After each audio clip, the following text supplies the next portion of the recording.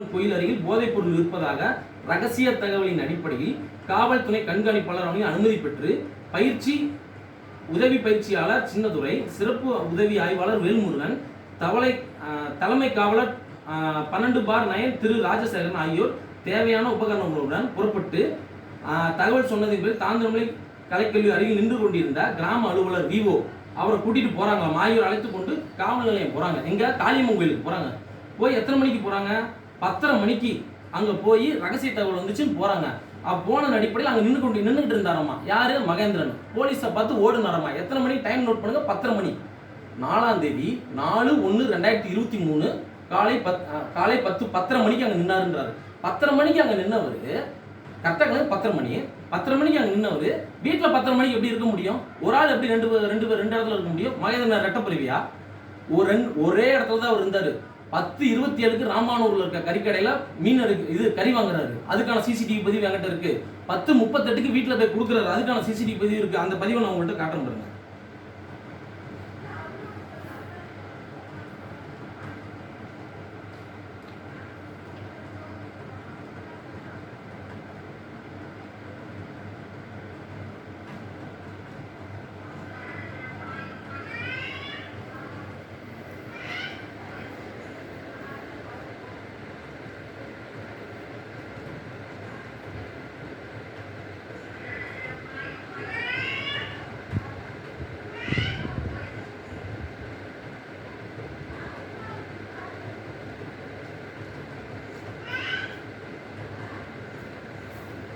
அதுக்கப்புறம்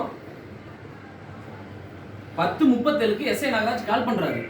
எங்க இருக்க மகேந்திரா? ஸ்டேஷன் வாங்கன்றாரு. இதை வந்து மகேந்திரன் அவர் செல்ல வந்து சிடிஆர் போட்டு எடுத்து பாருங்க. நாகராஜ் அவர் காலையில் ட்ரேஸ் அவுட் பண்ணி பாருங்க. 2023 பாருங்க. 4ஆம் தேதி 10:37க்கு மகேந்திரன் வீட்டுல இருந்து கிளம்புறாரு. வீட்டுக்கு வராரு. வீட்டுக்கு வந்து உள்ள போறாரு.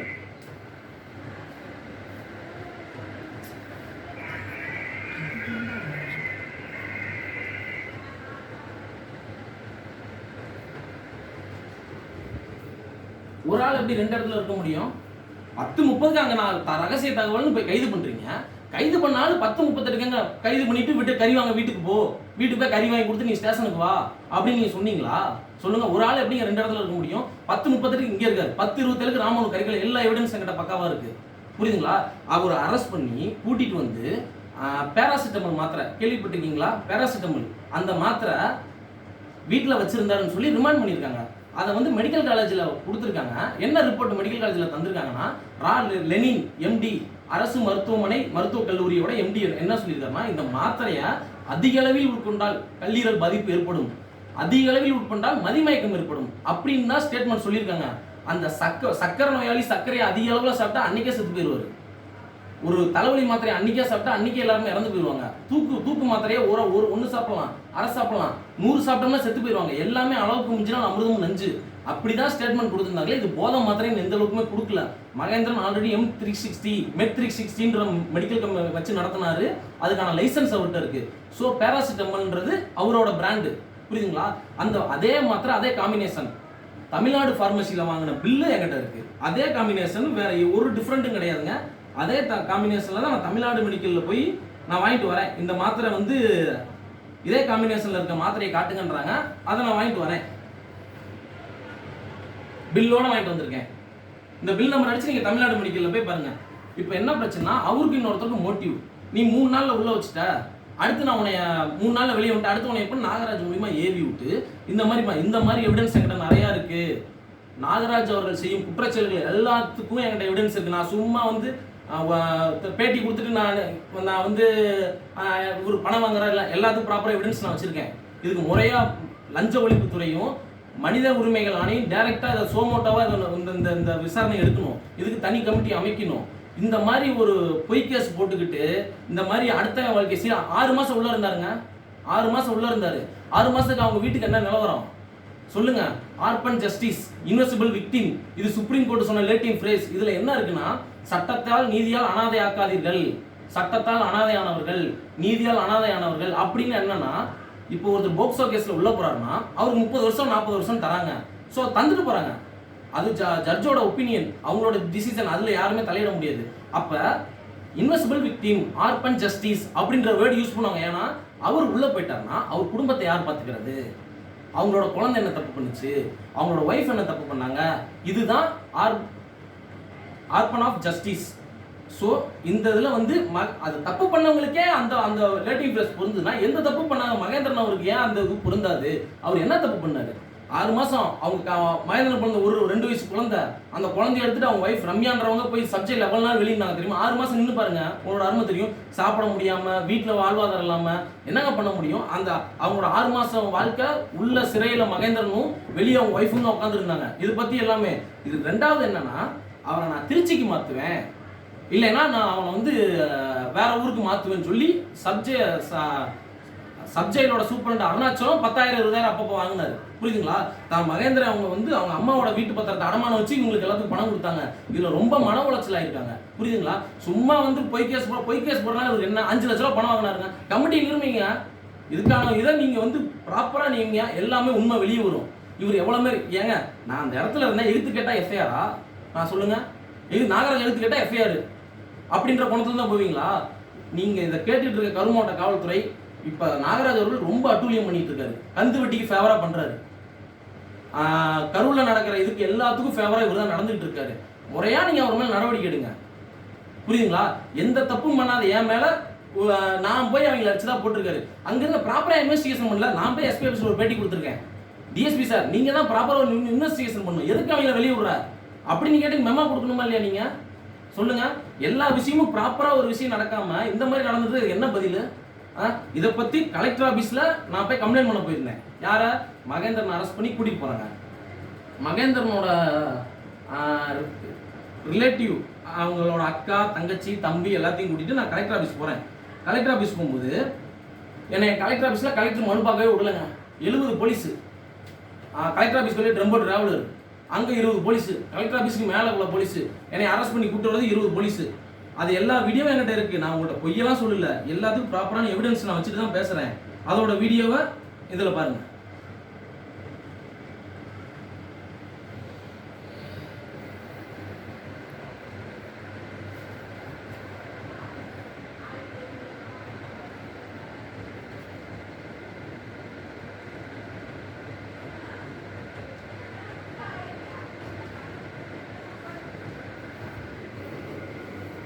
இந்த மாதிரி ஒவ்வொரு தப்பு பண்ணிட்டு இருந்தா காவல்துறை என்ன இவர் கையில் எடுக்கிற ஆயுதமா? ப்ராப்பரா லா அண்ட் பிரச்சனை, இந்த மாதிரி ஒரு இஷ்யூ ஒரு அஃபென்ஸ் நடக்குதுன்னா இவர் முறையா விசாரிக்கலாம். எதிர்த்து கேட்டா எஃப்ஐஆர் போடுவேன், நீ எப்படி வக்கீல் தொழில் பார்க்குற அப்படின்னு மிரட்டக்கூடாது. இல்லை, நான் எங்கள் அண்ணனை வந்து தாக்குனவங்க ஆல்ரெடி இளஞ்செழியன் ராமகிருஷ்ணன் மேலே நான் இங்கே 5 ரோடு கடையில் வசூல் பண்ணுறதா நான் அவங்க மேலே கம்ப்ளைண்ட் கொடுத்துருந்தேன் மாமூல் கேட்டு. அவங்க சார்பாக தான் இவங்க வந்து அடிக்கிறாங்க. இவங்க மேலே உடனே எஃப்ஐஆர் போட்டு ரிமாண்ட் பண்ணி அந்த இளஞ்செழியன் ராமகிருஷ்ணன் மேலேயே நடவடிக்கை எடுக்கல.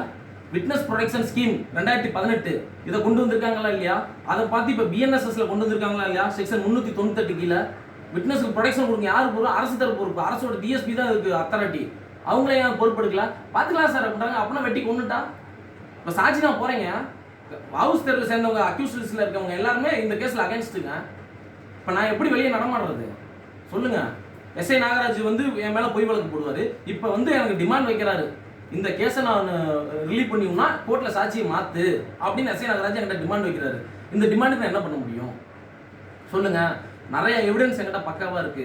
6 மாசம் மகேந்திரன் அவர் உள்ள தள்ளதுக்கான எவிடன்ஸ் வேணும். புரியுதுங்களா?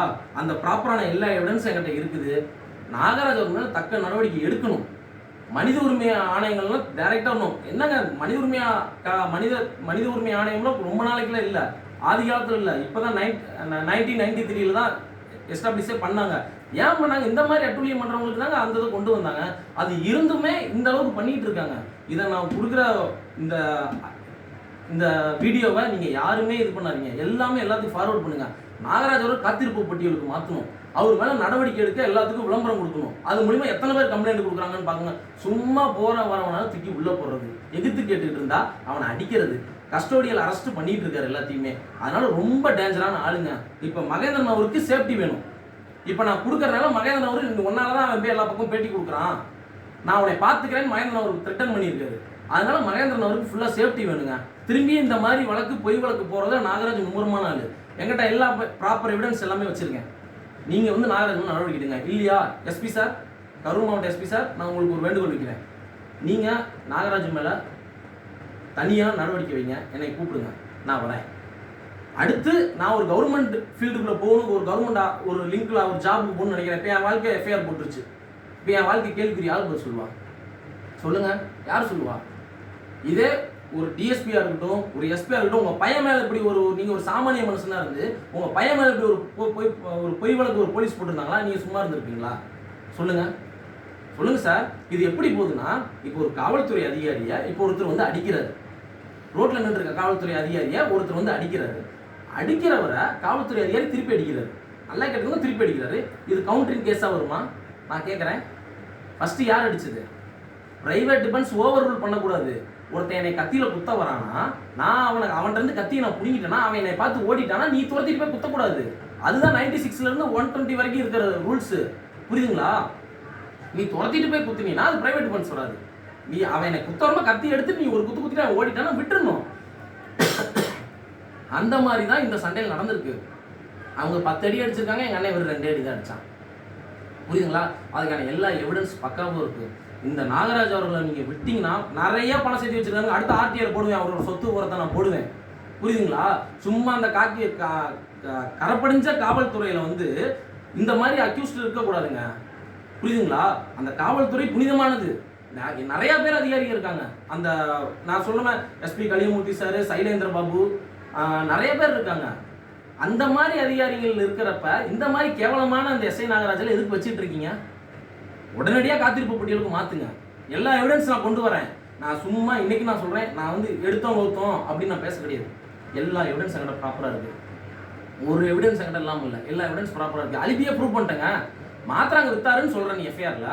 அந்த மாத்திரை அலிபியை ப்ரூவ் பண்ணிட்டோம். இந்தியன் எவிடன்ஸ் ஆக்ட் செக்ஷன் 11 இருக்கு. இப்போ மாத்தின பிஎஸ்ஏல செக்ஷன் 9 இருக்கு அலிபி. இதோட ஸ்டாண்டர்ட் அத்தாரிட்டி தர்ஷன் சிங்ன்ற கேஸ்ல தெளிவா அலிபியை பத்தி full definition Darshan Singh case Supreme Court கேஸ்ல தெளிவா சொல்லியிருக்காங்க. இவ்வளவு ப்ரூவ் பண்ணும்போது நடவடிக்கை எடுங்க. ஏன் நடவடிக்கை எடுக்காம இருக்கீங்க? எல்லாத்துக்குமே ப்ராப்பரா நடவடிக்கை எடுங்க. இப்போ ஒரு டாக்டர் அட்வொகேட்டுமே அடிச்சு கவுண்டர் கேஸ் எப்படிங்க போட முடியும் சொல்லுங்க? இந்த மாதிரி மிரட்டிட்டு இருந்தா எப்படிங்க அராஜகம் பண்ணிட்டு இருக்க முடியும்? கேட்டா வந்து நீ பாத்துக்கலாம், நீ என்ன பண்ணுவ அப்படின்ற கோணத்திலே பார்க்குறாரு. இதுக்கு மேலே என் மேலே எஃப்ஐஆர் ஆச்சுன்னா நாகராஜ் தான் பொறுப்பு, புரியுதுங்களா? நான் உங்கள் நாகராஜ் அவர்கள் சுப்பீரியர் ஆஃபீஸருக்கு நான் சொல்லிக்க விரும்புகிறேன். நீங்கள் வந்து நாகராஜ் அவர்களுக்கு ஹெல்ப் பண்ணுங்க, உங்களை வேணான்னு சொல்ல. ஏதாவது ஒரு கூட இருக்க சகாதிக்கு ஹெல்ப் பண்ணலாம், ஆனால் அவர் பாவ செயலுக்கு நீங்கள் துணை போவாதீங்க, புரியுதுங்களா? பழக்கத்தோட வாழ்க்கையை கேள்விக்குறியாக்குறவங்க உங்கள் பையன், உங்கள் அப்பா அம்மா இவங்களோட வாழ்க்கையை கேள்விக்குறியாக்குனா நீங்கள் சும்மா விடுவீங்களா சொல்லுங்கள்? ஒரு பெத்த பையனோட வாழ்க்கையை கேள்விக்குறியாக அவங்க அப்பாவோட வழி தான். நீங்களும் இப்போ இருக்கிற டிஎஸ்பி சார், எஸ்பி சார், இவங்க எல்லாமே அப்பா ஸ்தானத்துல தான் எல்லாருமே இருக்கீங்க. அவங்க பையன் மேலே இந்த மாதிரி பொய் வழக்கு போட்டாங்கன்னா நீங்கள் என்ன பண்ணுவீங்க சொல்லுங்க? எத்தனை பேர்த்தோட வாழ்க்கையை தெரியுமா அவருக்கு எடுத்திருக்காரு பொய் வழக்கு? அதில் நான் ஒரு ஆள். இத்தனை பேர்த்து மேலே எஃப்ஐஆர் போட்டு நான் தட்டி கேட்டேன், ஒவ்வொரு இது நான் தட்டி கேட்டேன். நீ அப்படி பண்ணுற, உனக்கு யார் அந்த ரைட்ஸ் கொடுத்தா? எப்படி நீ கூட்டிகிட்டு வந்து லீகல் கஸ்டடி நான் வச்சுன்னு கேட்டேன். இப்போ என் மேலே எஃப்ஐஆருங்க, என் மேலே எஃப்ஐஆர். இப்போ நான் என்ன பண்ணுறது? முறையாக நடவடிக்கை எடுக்கணும். நான் இதை சத்தியமாக விட மாட்டேன். ஹைகோர்ட்டும் சரி, சுப்ரீம் கோர்ட் அளவுக்கு போனாலும் இதை நான் விட மாட்டேன். நான் ஒரு மேலே தனி புகார் நடவடிக்கை எடுக்க போகிறேன். இதை பார்த்து வீடியோ பார்த்துருக்கேன் எல்லாருமே நாகராஜ் அவர்கள் மேல் நடவடிக்கை எடுக்கணும். நான் சொல்கிறது மனித உரிமை ஆணையம், vigilance, SP office, DIG, commissioner, DIG இவங்க எல்லாருமே வாலண்டியர் நடக்கணும். ஹோம் செக்ரட்டரி திராஜ்குமார் இவங்க முதற்கொண்டு நான் பெட்டிஷன் போட்டிருக்கேங்க. இதை பற்றி இன்றைக்கி ஆர்டிஐ மூணு ஃபைல் பண்ணியிருக்கேன். இதை நான் விடுறதா இல்லை. என் மேலே பொய் வழக்கு போட்டார்ல, எனக்கு என்ன ரெமடி சொல்லுங்க? இப்போ என்னால் என்ன ஜாபுக்கு போக முடியும்? எந்த ஜாபுக்குமே போக முடியாது. அதனால நாகராஜ் அவர்கள் தக்க நடவடிக்கை எடுக்கணும். இந்த பொய் வழக்கு NTPSல போட்டதை நான் ப்ரூவ் பண்ணிட்டேன். ஒரு வீடியோ விட்டுட்டேன், நல்லா கிளம்பி ஒரு வீடியோ விட்டுட்டேன். மொதல் வீடியோ எஃப்ஐஆர்ல இருக்கிறது கேன்சல் ஆயிடுச்சு. அவர் அந்த இடத்துல இல்லைன்றது ப்ரூவ் ஆயிடுச்சு. அப்புறம் எப்படிங்க கேஸ் நிற்கும் சொல்லுங்க? அந்த மெடிக்கல்ல இருக்க மாத்திரை எல்லா கடையிலையும் விற்கிது. நான் மகேந்திரன் அவருக்கு வச்சிருந்த மாத்திரை எல்லா மெடிக்கல்லையும் விற்கிது. அந்த மாத்திரையை தான் இவங்க வாங்கி போட்டிருக்காங்க. அது எப்படிங்க நிற்கும்? அப்படின்னா தமிழ்நாடு மெடிக்கல் ஓனர் ஆஃபீஸும், பாபா மெடிக்கல் ஓனரும், கரூருக்கு எல்லா மெடிக்கல் ஓனரும் அரெஸ்ட் ஆகணுமே. ப்ராப்பராக NTPS கேஸ் போடுனா சில விதிமுறைகள் இருக்குது. அது என்ன விதிமுறைனா NTPS ஆக்டில் இருக்குது. இவ்வளோ பெரிய ஷெட்யூல்டு டாக்குமெண்ட், அதில் தடை செய்யப்பட்ட மாத்திரையோட காம்பினேஷன் கொடுத்துருப்பாங்க. அந்த காம்பினேஷன் மாத்திரையை மட்டும் நீ வித்தினா மட்டும் NTPSஐ போட முடியும். இல்லைன்னா நீ வந்து பேராசிட்டமல், ஆக்ஷன் 500 இந்த மாத்திரையை நீ வீட்டில் வச்சிருக்க மாத்திரையை பிடிச்சி போகணும்னா உங்கள் வீட்டில் மாத்திரை இருக்காதா? எஸ்ஐ நாகராஜ் வீட்டில், நாகராஜ் ஒரு வீட்டில் மாத்திரை இருக்காதா? எல்லா மாத்திரையும் எல்லா வீட்லையும் இருக்கும். புரியுதுங்களா? அது சத்து மாத்திரையா இருக்கலாம், அதாவது தலைவலி மாத்திரையா இருக்கலாம், சுகர் மாத்திரையா இருக்கலாம். இவருக்கு பிடிக்கலைன்னா சுகர் மாத்திரையே போதை மாத்திரைன்னு சொல்ல முடியுமா? சொல்லுங்க, நீங்களே சொல்லுங்க. சத்து மாவு போதை மாவுன்னு சொல்ல முடியுமா? அதனால அந்த NTPSல இருக்க ஷெட்யூல்டுக்கு இணையா தான் இவர் வந்து போடவே முடியும். அந்த ஷெட்யூல்டு அந்த காம்பினேஷனே இல்லைங்க. பேராசிட்டமல், டைஃபினைட்ரமின், கஃபைன், இந்த 3 பிராண்ட் இல்லைங்க. அதுல அந்த ஷெட்யூல் பாருங்க. NTPS கேஸ் நடத்துற சீனியர் சர்டிஃபிகேட் கேளுங்க. அதுல இருக்கிறது அது அந்த காம்பினேஷன்ல இருக்கிறத கேஸா ஃபைல் பண்ண முடியும். இந்த மாதிரி நிறைய எவிடன்ஸ் எங்கள்கிட்ட பக்காவா இருக்கு. இதை முற்றிலும் இதை வந்து வேணுக்குனே போட்டிருக்காரு. அடுத்து சொல்றேங்க, எஸ்ஐ நாகராஜ் அவர் எங்க பணம் விட்டாருன்னா பணம் வாங்கினாருன்னு நான் சொல்லட்டுங்களா? சொல்லுங்க. எனக்கு தெரியும் எங்க வாங்கினாருன்னு நான் சொல்லட்டுமா? அடுத்து நீங்க முறையா நடவடிக்கைங்க எல்லா சமயம் இது நான் பண்றேன். இந்த வீடியோல வெளியூர எனக்கு விருப்பம் இல்லை, புரியுதுங்களா? நீங்க அடுத்து முறையா அவர் மேல கமிஷன் வைங்க, கமிட்டி வச்சு நேர்மையான அதிகாரி வச்சு விசாரிங்க. எல்லாத்துக்கும் நான் வந்து சப்மிட் பண்றேன். அப்ப நீங்க துறை ரீதியா நடவடிக்கை எடுங்க அவர் மேல. இதுதான் நான் கேட்டுக்கிறேன். என்ன படிச்ச சாமானிய மனுஷன் எடுத்து கேட்டானா வாழ்க்கை என்னங்க ஆகுறது? ஒரு எடுத்துக்கிட்ட அட்வொகேட் மேலேயே ஒரு எஃப்ஐஆர் போடுறாங்கன்னா நான் போய் துரத்திட்டு போய் அடிக்கிறேன். நான் போய் துரத்தினா அங்கே 1000 பேர் இருந்தாங்க 5 ரோட்ல. அவங்கள்ட்ட நீ விசாரிச்சியா? யார்ட்டையாவது ஒருத்தவங்கள்ட்ட விசாரிச்சியா? இன்வெஸ்டிகேஷன் என்னங்க? ப்ராப்பராக அஃபென்ஸ் நடந்த இடத்துல போய் விசாரிக்கணும். ஒரு ஆள் 2 ஆள்கிட்ட விசாரிக்கணும். அதாங்க இன்வெஸ்டிகேஷன். நீ 2 பேர் அடிச்சோம்னா 2 பேருக்கு மேலே எஃப்ஐஆருங்க அப்படின்னு நீ சொல்லிட்டு போக முடியுமா? இல்லை இது உன் ஸ்டேஷனா? சார் நாகராஜ் சார் நல்லா மைண்டில் வச்சுக்கோங்க. இனிமேல் நீங்கள் பண்ணுற நீங்கள் உங்களால் பாதிக்கப்படுற எல்லாத்துக்குமே நான் இலவசமாக சட்ட உதவி பண்ணுவேன், புரியுதுங்களா? உங்கள் மேலே எல்லாத்துக்குமே நாங்கள் பெட்டிஷன் போடுவோம். நீங்கள் பண்ணுற தப்புகளுக்கு எல்லாத்துக்கும் நாங்கள் முறையாக பெட்டிஷன் போடுவோம். இனிமேல் நீங்கள் தப்பிக்கவே முடியாது, புரியுதுங்களா? நீங்கள் இது வரைக்கும் உங்களுக்கு எத்தனை மெமௌண்ட் இருக்குது எல்லாமே நான் ஆர்டிஐயில் போட்டு கேட்பேன். கேட்காம நான் விட மாட்டேன். அங்கே விட்டு இங்கே விட்டு இப்போ கேட்குறவங்களே வக்கீல் மேலேயே நீங்கள் எஃப்ஐஆர் போடுறோன்னா அந்தளவுக்கு எப்படி தெரியும் உங்களுக்கு வருது? சொல்லுங்கள். வக்கீல் மேலேயே எஃப்ஐஆர் போடுறீங்க, ஒரு பொய்யான வழக்கு போடுறீங்கன்னா நாங்கள் சும்மா விட்டுட்டு போக முடியுமா? இதை பற்றி உங்களை நான் சத்தியமேலுமே நீங்கள் எஸ்ஐயா இருந்து நீங்கள் உங்களோட அதிகாரத்தை காட்டிட்டீங்க பொய் வழக்கு போட்டு. நான் ஒரு அட்வொகேட்டாக இருந்து என் பொய் வழக்கு எப்படி நான் கோர்ட்டில் நீதிமன்றத்தில் நான் வந்து விடுதலை வாங்கணும்னு எனக்கு தெரியும், சரிங்களா? மகேந்திரன் ஒரு 6 மாதம் உள்ளே இருந்தார். அப்போ நான் வழக்கறிஞர் சார் பாப்பா மோகன் சார் மூலியமாக தான் அவங்களை நாங்கள் வெளியே கொண்டு வந்தோம். இந்த மாதிரி நியாயத்துக்காண்டி போகிற நிறைய வக்கீலுங்க இருக்காங்க. அதனால யாரோ மூலியமா போய் நாங்கள் மகேந்திரன் வச்சு இந்த கேஸையும் நாங்கள் முடிச்சிருவோம். இந்த NTPS கேஸையும் நாங்கள் முடிச்சிருவோம். நாங்கள் இந்த ஒரு 2 வாரத்தில் NTPSோட ப்ரைவேட் கம்ப்ளைண்ட் நாகராஜ் சார் மேலே போடுறோம்.